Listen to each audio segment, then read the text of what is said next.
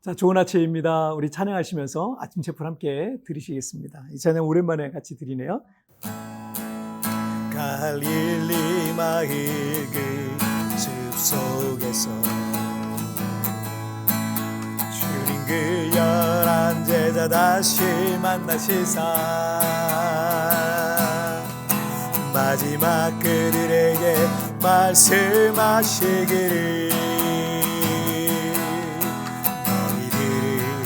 가라져 세상으로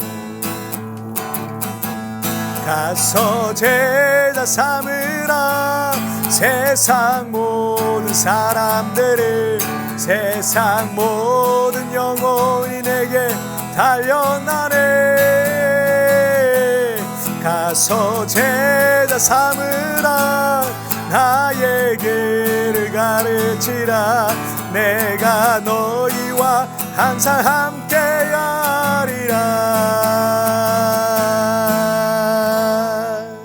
아멘. 자, 우리 같이 기도하시겠습니다. 살아계신 하나님 아버지 감사합니다. 오늘도 이렇게 예배하며 이 하루를 시작하게 하신 거 정말 감사합니다. 날마다 하나님의 말씀으로 우리를 거룩하게 해주시고 말씀을 통해서 우리가 신앙생활을 어떻게 해야 되는지 또 우리가 인생을 어떻게 살아가야 되는지 깨닫게 하여 주옵소서. 감사하며 예수님의 이름으로 기도하옵나이다. 아멘. 오늘 우리에게 주신 하나님 말씀은 요한복음 1장 43절부터 46절까지의 말씀 제가 봉독해 올리도록 하겠습니다.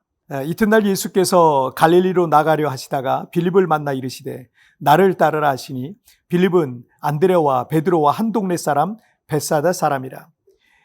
빌립이 나다나엘을 찾아 이르되 모세가 율법에 기록하였고 여러 선지자가 기록한 그 일을 우리가 만났으니 요셉의 아들 나사렛 예수니라. 나다나엘이 이르되 나사렛에서 무슨 선한 것이 날 수 있느냐. 빌립이 이르되 와서 보라 하니라. 아멘.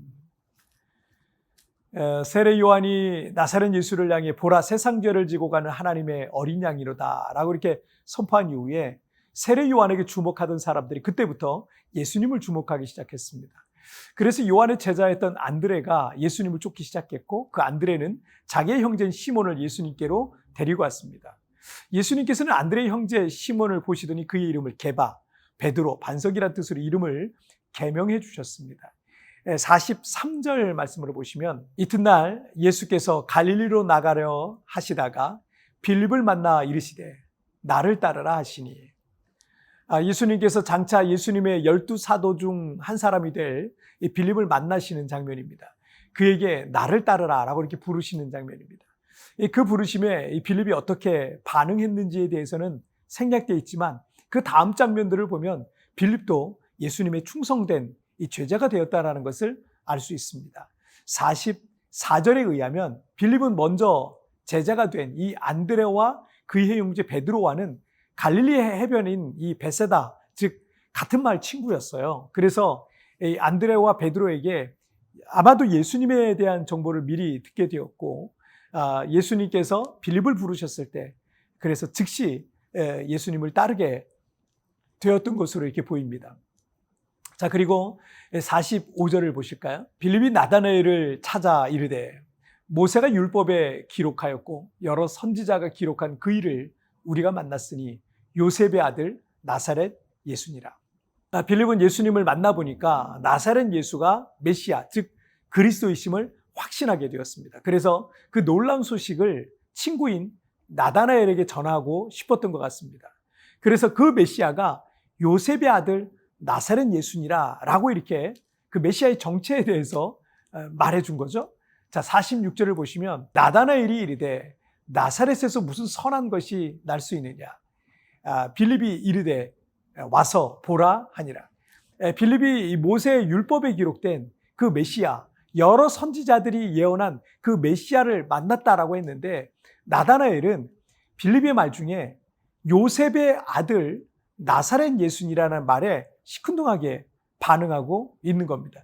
그도 그럴 것이 나사렛 목수 요셉의 아들 예수라면 나다나엘도 알 수도 있는 사람이었을 겁니다. 요한복음 2장에 보면 이 갈릴리 가나의 혼인잔치 내용이 나오는데 그 가나의 혼인잔치에 예수님의 어머니 마리아와 예수님도 초청받는 장면이 나오거든요. 그리고 한창 혼인잔치 중에 포도주가 떨어져서 예수님의 어머니 마리아가 그 문제를 해결하려고 아들인 예수님께 그 문제에 대해서, 그 부분에 대해서 도움을 구하는 장면이 나옵니다. 그러니까 이렇게 추측해 볼 수 있죠. 마리아가 이 혼주와 어떤 관계가 있다라는 말이에요. 가까운 사이였다는 얘기죠. 자, 그런데 이 나다나엘이 이 갈릴리 가나 사람이잖아요. 그러니까 나다나엘은 예수님의 어머니인 마리아와 아버지인 요셉을 잘 알고 있었고, 그 아들인, 첫째 아들이죠. 그 아들인 예수 역시 알고 있었던 것으로 추측해 볼 수 있습니다. 그리고 나사렛은 갈릴리 호수에서 좀 떨어져 있는 곳이긴 하지만 완전 시골 마을이거든요. 그리고 가나는 나사렛에서 갈릴리 호수로 가는 그 중간길에 있었던 마을이었습니다. 나다나엘은 그 나사렛이 어떤 동네인지 너무나 잘 알고 있었고, 요셉과 마리아 그리고 그의 아들 예수까지 알고 있었기 때문에 빌립이 나사렛에서 무슨 선한 것이 날 수 있겠느냐라고 대답을 했던 거예요. 나사렛 목수 요셉의 아들 예수가 그 메시아다. 믿을 수 없다라는 얘기죠. 자, 이것이 보통 우리가 전도할 때 사람들의 반응과 비슷한 겁니다. 지금 나다나엘이 듣기에 빌립의 말은 말도 안 된다, 믿을 수도 없고 이해할 수도 없는, 그리고 별로 믿고 싶지도 않은 말로 들렸을 겁니다. 우리가 전도할 때 불신자들도 똑같죠. 사람들은 자기 생각, 자기 이해라는 이 기준에 부합하면 믿어볼까라고 합니다. 하지만 도저히 자신의 생각으로 이해되지 않을 때는요, 믿기를 거부합니다. 그런데 복음은 이해되기 때문에 믿는 게 아니라 믿으면 비로소 이해되는 거예요. 왜냐하면 복음의 원리와 구원의 원리는 우리 인간의 이해를 뛰어넘기 때문에 아무리 이해하려고 해도 이해할 수 없는 거예요. 이제 겨우 덧셈 뺄셈 그리고 구구단을 외웠는데 우주선을 쏘아 올리는 데 필요한 어려운 수학 공식과 함수들을 이해할 수 있겠습니까? 복음의 이 구원 원리는 우리 인간의 이해를 뛰어넘기 때문에 이해하고 믿을 수가 없어요. 왜냐하면 이해를 뛰어넘잖아요. 이해하고 믿을 수 있는 게, 믿는다는 게 절대 불가능할 수밖에 없는 거예요. 그런데 놀랍게도 믿으면 모든 구원의 원리가 다 이해되기 시작해요. 모든 성경 말씀들이 이해되고 풀어지기 시작하는 것입니다.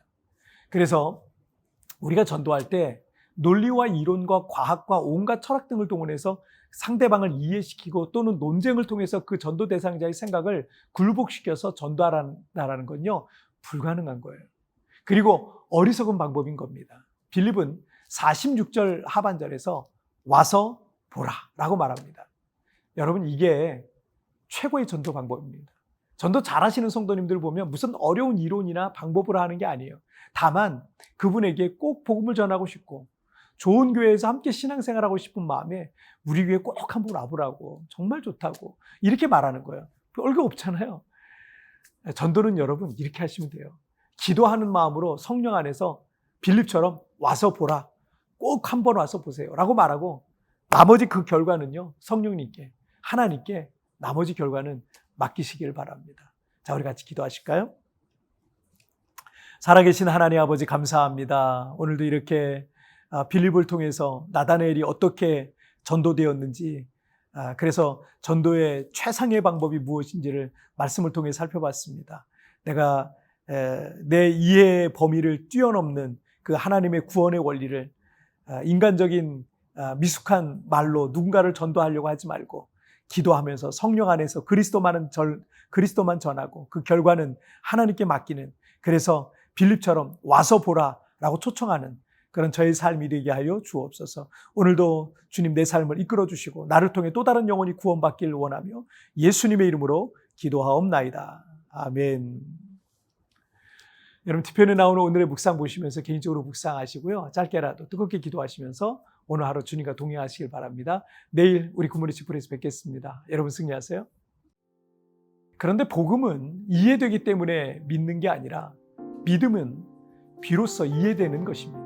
왜냐하면 복음의 원리와 구원의 원리는 우리 인간의 이해를 뛰어넘기 때문에 아무리 이해하려고 해도 이해할 수 없는 것입니다. 내가 꼭 복음을 전하고 싶은 대상이 누구입니까?